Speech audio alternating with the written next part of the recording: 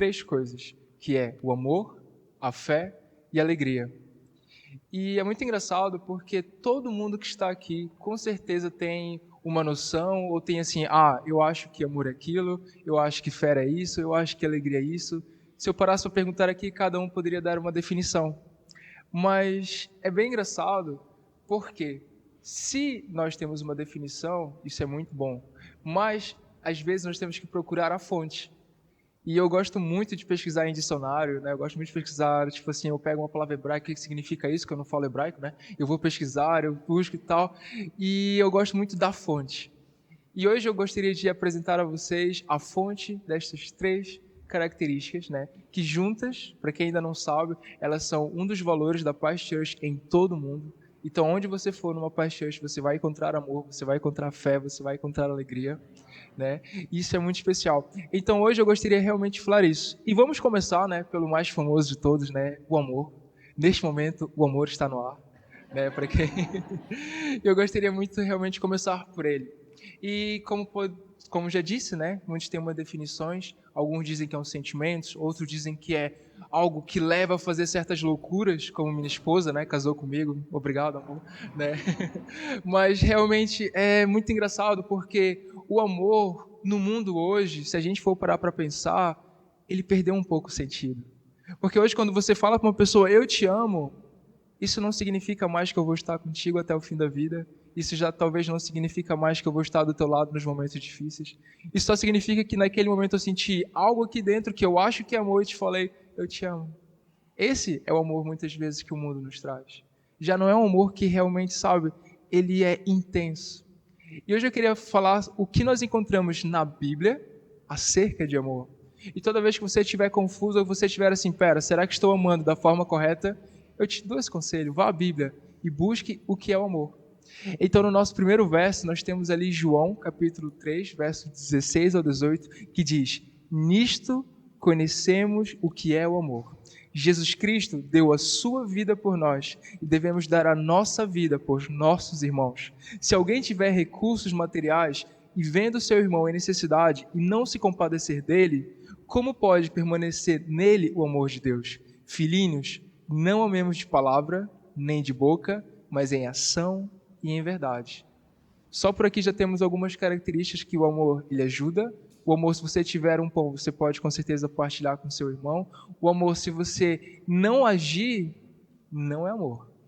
Então, o primeiro ponto é, se você ama algo, você vai ter que agir em prol daquilo. Ou seja, se eu amo Cristo, eu vou ter que ir até Ele, eu vou ter que sacrificar alguns tempos da minha vida para estar mais pertinho da palavra dEle. E eu vou ser bem sincero, é a melhor escolha do mundo. Hoje, quando eu paro para pensar o que eu era antes do amor de Cristo, eu já não quero mais voltar para lá. E graças a Deus por isso. Porque existem pessoas que acham que provaram o amor de Deus, mas infelizmente só provaram palavras, provaram ações que afastaram. Mas quando a gente prova o real amor, a gente entende que independente de qualquer ação de homem, o amor de Deus continua sendo o mesmo por nós. Amém? O nosso próximo verso fala sobre João 15:13, que diz: Ninguém tem maior amor do que aquele que dá a sua vida pelos seus amigos. Eu não sei se esse versículo mexe com você, mas toda vez que eu leio isso eu fico, meu Deus, o que eu tenho feito pelos meus amigos? E eu vou ser o mais simples possível. A melhor coisa que você pode fazer pelos seus amigos é levar o Evangelho, é levar o amor. Por quê? Porque o Evangelho, se você for parar para pensar, as palavras de Cristo, elas são eternidade na vida do seu amigo. Na vida que, né, muitas vezes a palavra fala acerca que há uma amizade entre pai e filho, sim, né? Um relacionamento de amigo, ou seja, eu posso levar o Evangelho ao meu pai pode levar o Evangelho a mim que sou filho, né? Aos meus tios. Algumas pessoas que estão aqui, né, por exemplo, temos alguns aqui que até brinco muito com a Lohane, né, que é uma pessoa que eu perturbei, queridos, vocês não sabem o quanto eu posso ser um pouco chato quando eu quero levar o Evangelho no sentido de perseverança, né? E hoje, graças a Deus, ela está aqui, né? Já abriu a casa dela para fazermos um live lá, né? E pense numa casa, queridos, maravilhosa. Mas é isso. Quando você leva o amor, você ama o seu amigo, é maravilhoso. E é algo muito interessante. Filipenses, capítulo 1, do verso 9 ao 11 diz: Esta é a minha oração, que o amor de vocês aumente cada vez mais em conhecimento e em toda percepção, para discernirem o que é melhor, a fim de serem puros, irrepreensíveis até o dia de Cristo, cheios do fruto da justiça, fruto que vem por meio de Jesus Cristo, para a glória e louvor de Deus. Quando a gente ama da forma correta, os nossos frutos são justiça. Os nossos frutos, eles permanecem. Então, se você quer saber se você está amando da forma correta, olhe os seus frutos. Quais são os frutos que você tem gerado? Se é só preocupação, se é só ansiedade, se é só, meu Deus, eu não tenho ainda como fazer aquilo, aquele projeto. Calma. Eu sei o que é tudo isso, né? Mas eu sei também que quando a gente descansa no Senhor, quando a gente trabalha do lado dele, quando a gente ama da forma correta as coisas que ele ama, as coisas elas vão se direcionando, porque é tudo, como diz o nosso final, para a glória e louvor de Deus. Então, o amor que define o nosso ADN, o nosso DNA, ele nos leva a sair da nossa zona de conforto e agir. Assim como Cristo se entregou por nós. E presta atenção, ele se entregou, ele morreu. O padrão que ele exigiu, ou seja, o padrão que ele colocou o limite é a vida. Se você precisar morrer, mas vai fazer algo pelo seu irmão, faça. Não estou dizendo para ninguém morrer agora aqui, tá bem? Mas no bom sentido de morrer para a sua carne, morrer para as suas vontades. Muitas vezes, se a gente parar para pensar, é tão difícil levantar o domingo, é tão difícil a gente estar ali 2 horinhas, ou 2 não, agora é 1h30, né? A gente está um pouquinho mais curto. Mas se a gente for parar para pensar, é um sacrifício mínimo. Se a gente for parar para pensar, um life é um sacrifício mínimo.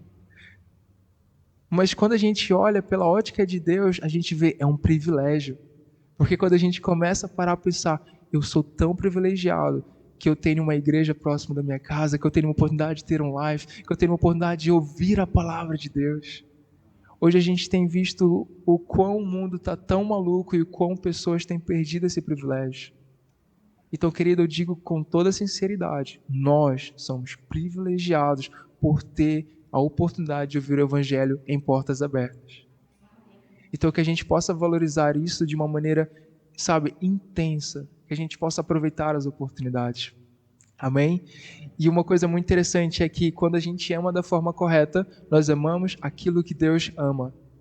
E se nós formos parar para pensar, Deus ele não morreu por um carro, Deus ele não morreu por uma casa, Deus ele morreu por vidas. Porque ele queria que nós pudéssemos compartilhar ao lado dele a eternidade. Então eu quero que você entenda isso, quando você sacrifica a sua vida, e nesse sentido, a carne, os seus desejos para caminhar com Deus, você colhe vida. Quando você semeia a vida, você vai colher vida. Se você não semear, você não vai colher, porque uma árvore só produz a sua semente. É por isso que um dia, quando o pastor Aguinaldo me convidou para vir para Portugal, eu falei, mãe, eu posso ir para aquela nação, levar o evangelho? Ela falou, vai. Minha mãe semeou um filho, eu semeei minha vida, e hoje eu estou colhendo, graças a Deus, tudo aquilo que eu plantei. Não estou dizendo que você precisa mudar para uma nação, faça aqui mesmo, tá bem? Nos ajude a conquistar essa nação, amém? Então, é isto, quando a gente gera eternidade no nosso próximo, semeando a nossa vida, é isso que nós vamos colher. Há um verso que eu gosto muito, não está aqui, mas que fala para a gente juntar tesouros no céu, onde a traça, onde a ferrugem não corrói, onde ladrões não roubam, onde nada acontece com o seu tesouro. E se a gente for parar para pensar, tesouro na terra pode simbolizar ouro, pode simbolizar bens, pode simbolizar uma família. Mas eu paro para pensar assim, Jesus, se as ruas são feitas de ouro, então assim, eu estou pensando errado quando eu falo em tesouro, né?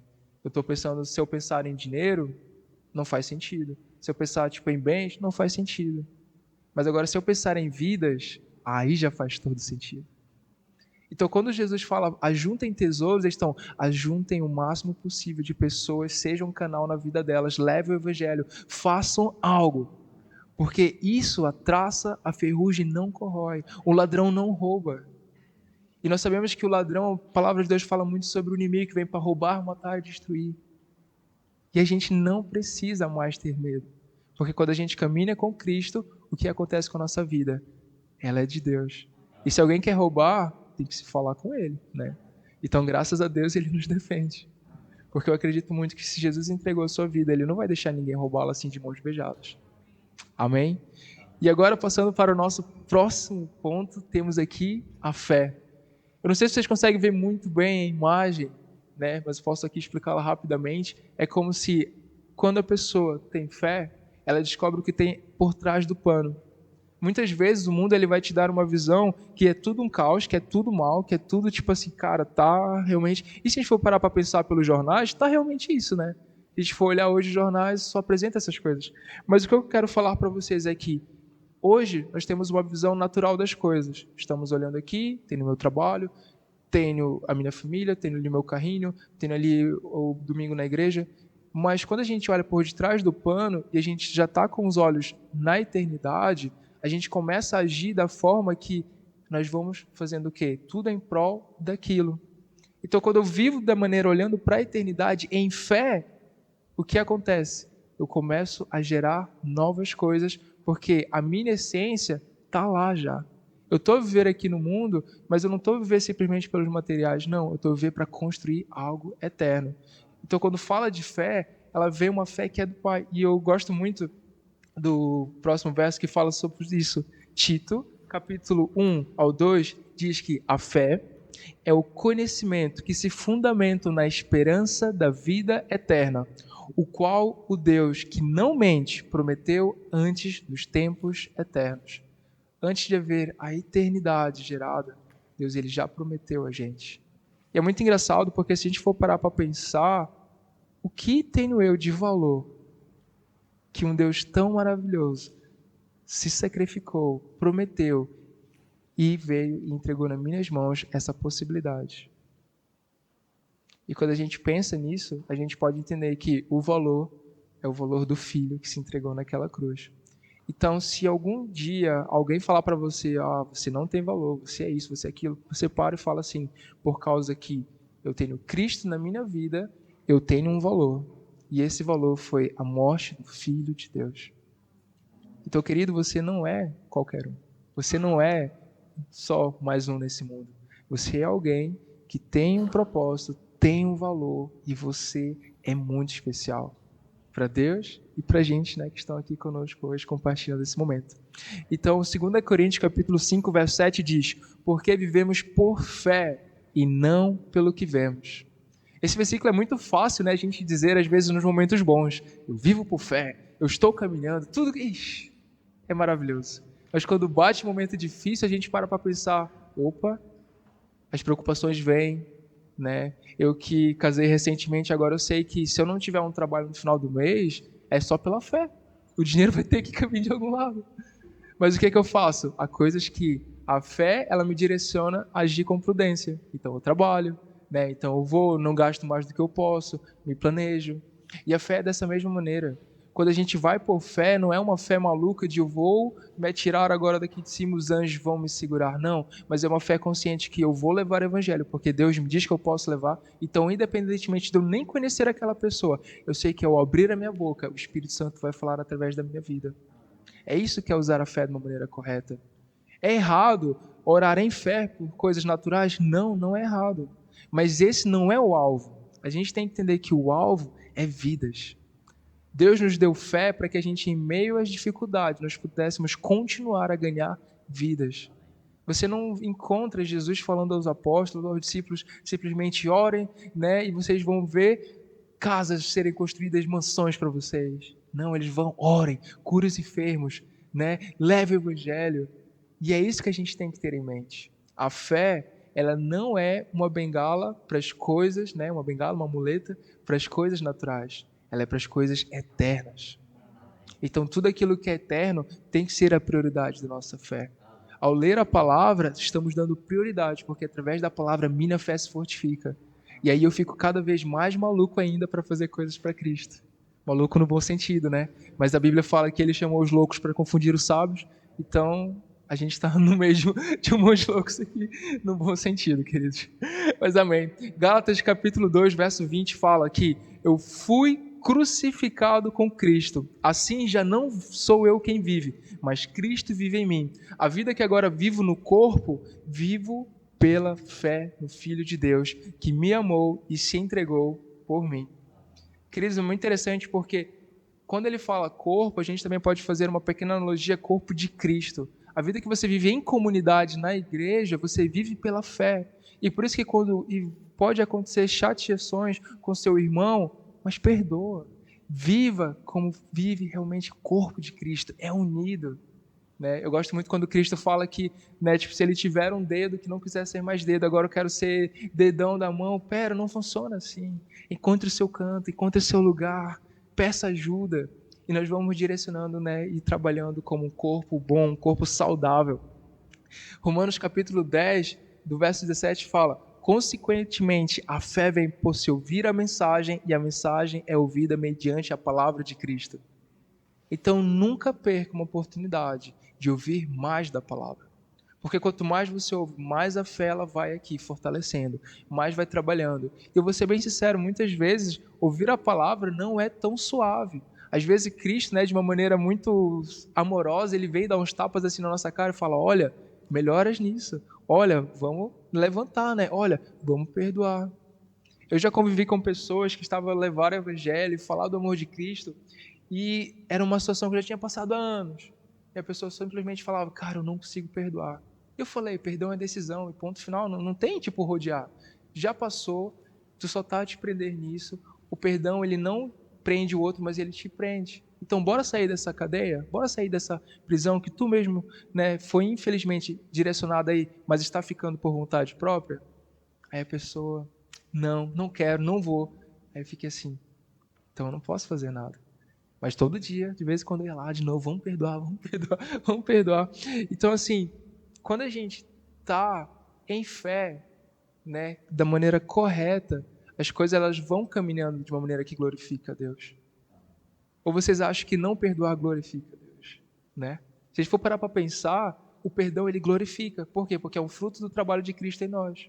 Eu vou ser muito sincero, não é fácil, mas a partir do momento que a gente decide e faz, a gente colhe o fruto da decisão. E eu vou ser bem sincero, é o melhor fruto de todos. Né? Vocês podem olhar para mim: nossa, Vitor, né, nunca passou por dificuldades. Cara, eu já passei por umas coisas bem interessantes na minha vida, que hoje eu falo assim: obrigado, Jesus. Né, que agora eu consigo ajudar outras pessoas. Mas não é fácil. Podemos continuar. A fé que Cristo sonha para a sua igreja é uma fé que pode mover montanhas, ela pode levar ao amor, ela pode fazer milagres e maravilhas, mas o principal objetivo é vidas.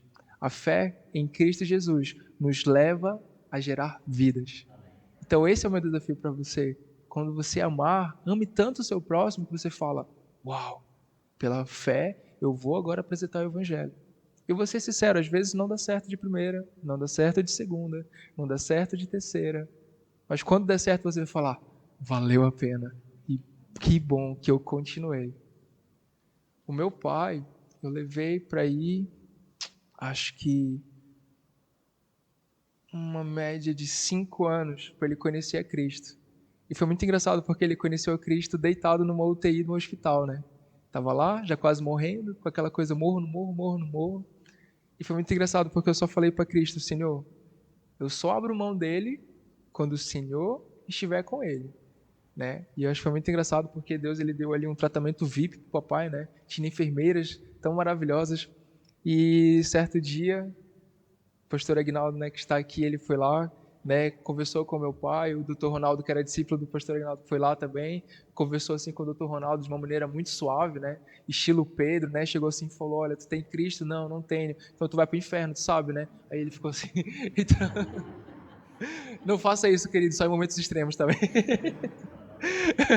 Né? Quando o pastor chegou, ele já ficou assim: meu Deus, vão me dar extrema-unção, já vão orar para me enviar, né? Então, assim, depois eu cheguei e simplesmente falei um maravilhoso evangelho que é, e falei: pai, né, quero lhe falar agora acerca do plano da salvação. E falei para ele que Cristo morreu, Cristo ressuscitou, que Cristo queria dar uma nova vida. E naquele dia, ele assim, com os olhos cheios de lágrimas, olhou. Aí eu falei: o Senhor quer aceitar Jesus? Quer convidar ele para morar? Aí ele ficou assim, sabe aqueles segundinhos que parecem umas horas? Aí eu fiquei: Aí ele assim, aí eu, né?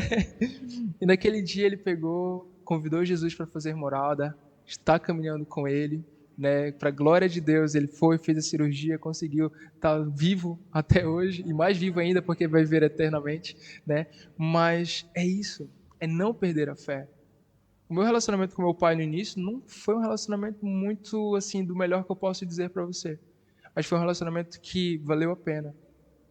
O meu pai, né, ele veio de uma linhagem que era assim: tem que ser macho, não tem que usar rosa, não pode lavar louça, não, tipo assim, era essa a linhagem que ele aprendeu, né? E eu não o culpo, porque foi assim que ele aprendeu.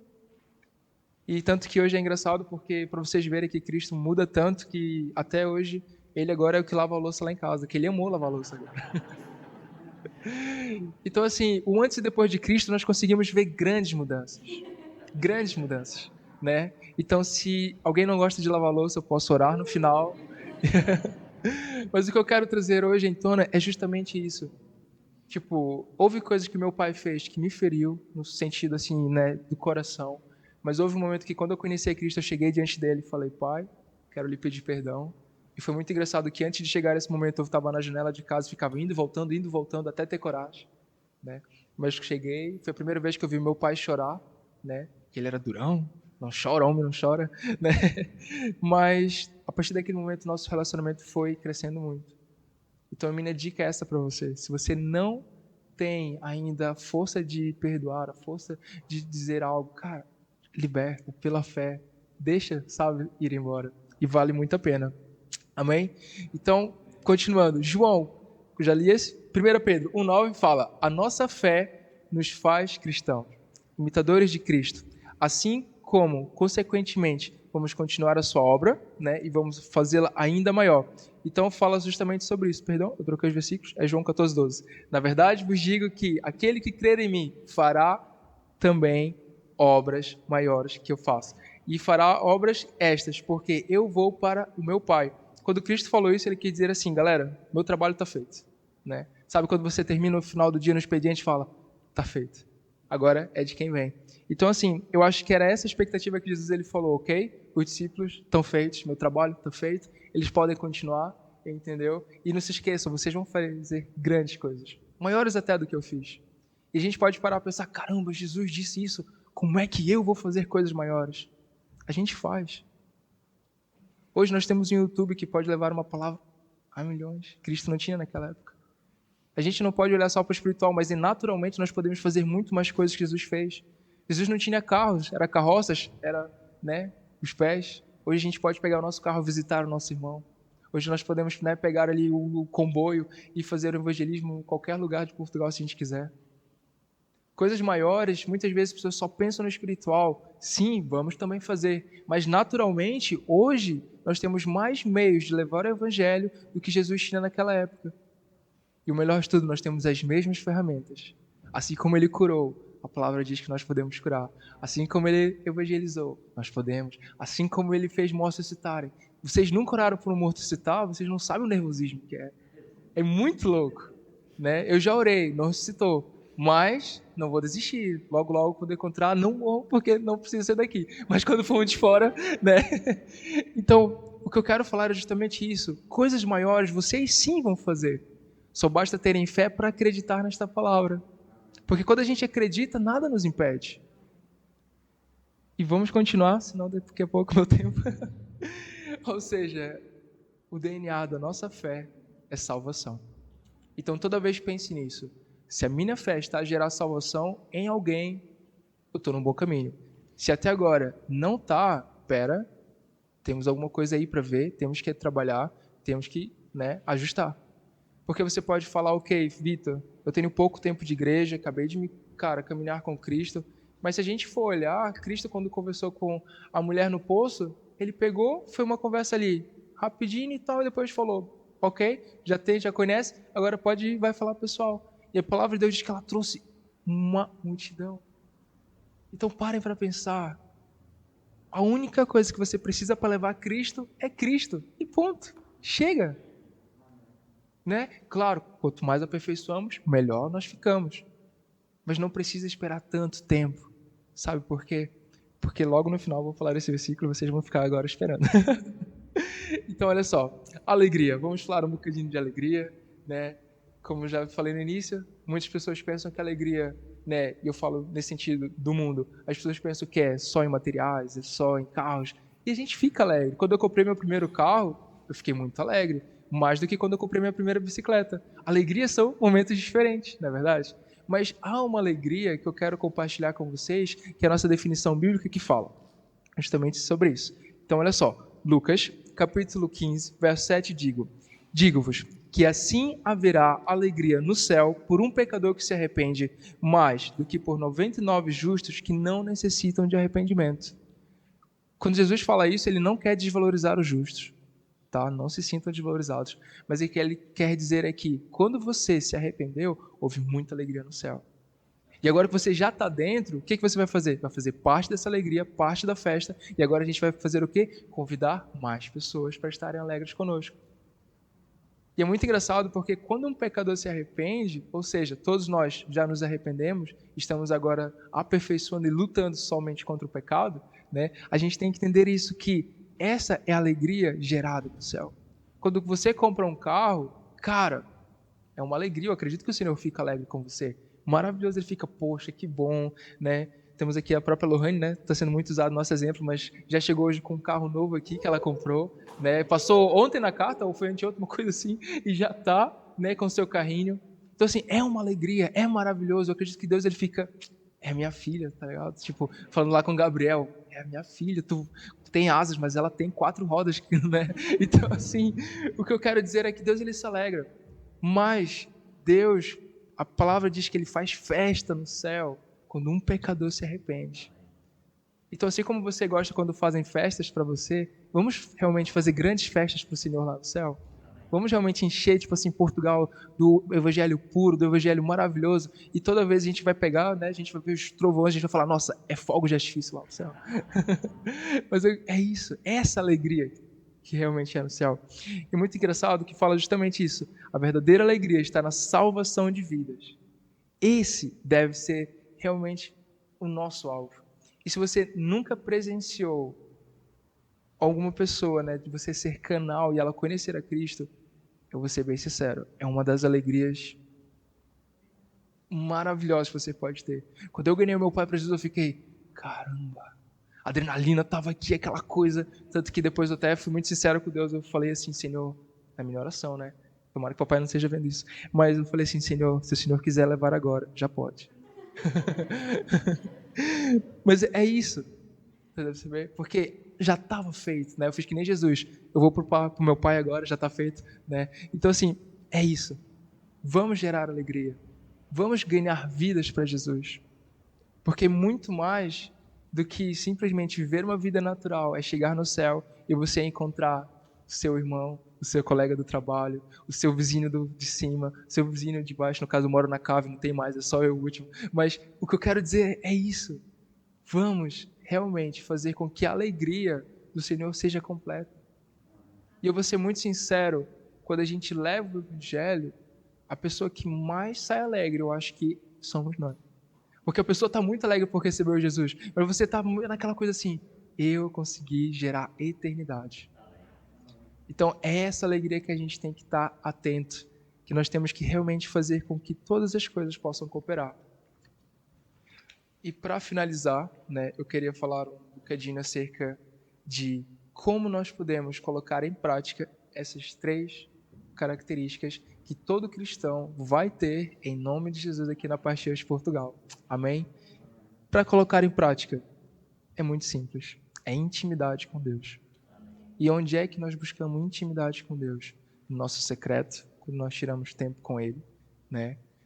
Ao ler a nossa Bíblia, ao escutar palavras, né? Ao estar aqui no domingo. O que você está buscando aqui, você não veio só porque hoje é o culto dos jovens, mas você veio porque você quer mais de Deus. Quando a gente vem a um live, quando a gente fica assim, ok, eu estou aqui no live, o que eu vou pelo lanche? Se o início for assim, eu até perdoo. Mas se depois de um tempo continuar, eu vou falar, não dá, né? Então, assim, o que eu quero dizer é, o Life Group, ele foi criado para ter o quê? Intimidade com Deus ali. O Tadel, ele foi criado para ter o quê? Intimidade com Deus. O culto, intimidade com Deus. Orar uns pelos outros é levar intimidade com Deus. Então, cada vez mais que você possa priorizar aquilo que te dá intimidade com Deus. Não estou dizendo para você largar tudo, mas estou dizendo para você largar aquilo que te afasta. Né? A gente começa a parar para pensar e fala assim, gente, há tanta coisa que nos afasta de Deus e a gente nem percebe. Eu, ultimamente, e minha esposa, né, tá aí, a única coisa que a gente tá, tipo assim, parando às vezes para assistir juntos, né, é um filme, alguma coisa, e a gente já tem que selecionar realmente bem específico às vezes. Porque hoje, há coisas que a faixa etária é de 12 anos, que se um adulto olhar aquilo, fala, meu Deus, isso não é 12 anos. Né? Se nós formos parar para pensar hoje, um dia desse atrás eu fui olhar a Netflix, estava lá, né? Tem lá os top 10 em Portugal. A primeira série que estava lá era Lúcifer. Aí a gente para pensar assim, o que a nação está assistindo? Porque se está ali top 1, é porque provavelmente muita gente está assistindo. Então o que eu quero para vocês refletirem é, o que eu tenho colocado diante dos meus olhos? O que eu tenho colocado diante da minha família? Né? Logo, logo eu serei pai, né? Não sei quando ainda, mas quando Deus enviar. Mas eu já fico pensando, como é que eu vou passar realmente o evangelho para o meu filho? Como é que eu vou ensinar em amor? Porque Zacarias 4,6 é muito lindo e diz que nada é por força, nada é por violência, mas é através do meu espírito, diz o Senhor. Então, se a gente não apresentar em espírito e só por força, as pessoas não vão querer. Então, sempre pare para pensar. Se eu tenho levado o amor, eu tenho levado a fé, eu tenho sentido essa alegria, cara, você está num caminho muito bom. Mas se você ainda não sentiu essas 3 características na essência, você está a perder grandes coisas. E o melhor de tudo é porque ainda há tempo. Então que você possa parar para pensar, ok, eu ainda não ganhei alguém para Jesus, eu ainda não estou amando o meu próximo, mas há tempo. E a gente está aqui justamente para isso, para falar que vale a pena levar. Então, cada vez mais eu quero convidar a vocês a pararem para refletir. Esse ano, quantas vidas você já ganhou para Jesus? E, queridos, quando eu falo para vocês, eu falo para mim, eu vou ser bem sincero, eu entro em crise. Eu falo, meu Deus, claro que uma vida para o Senhor é muito importante, mas se falarmos em números, eu fico assim, é pouco que eu fiz ainda para o Senhor.